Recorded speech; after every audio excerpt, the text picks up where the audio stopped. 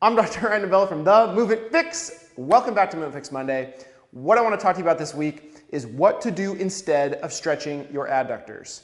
Or should I say a better way to stretch your adductors, sort of a continuation of this little mini series I'm doing on what to do instead of static stretching.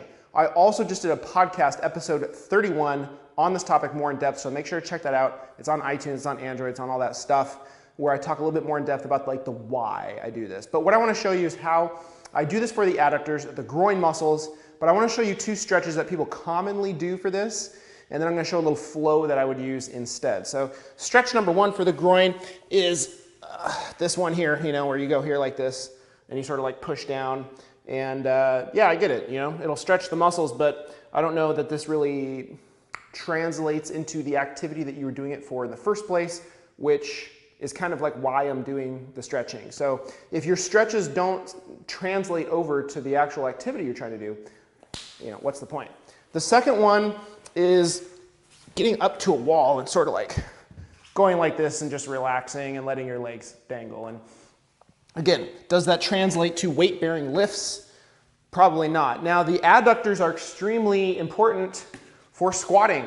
They're really active during squatting. You have to have good sort of flexibility during squatting, otherwise they can be a limitation. So I'm going to show you a multi-step process you can go through to work on it and integrate it into an actual squat.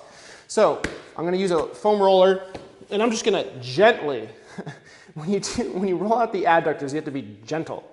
So I'm just going to go here like this and lightly roll this out for maybe 10 to 20 seconds each side. This to me is sort of optional, but if you like rolling out, scratch the itch. The second movement I'm going to do is an unloaded adductor stretch. So I'm going to take a ab mat or whatever pad thingy this is. One leg is going to go on the pad like this. The other leg is going to be out to the side. And then you're just going to gently rock forward and backwards, trying to keep your back flat.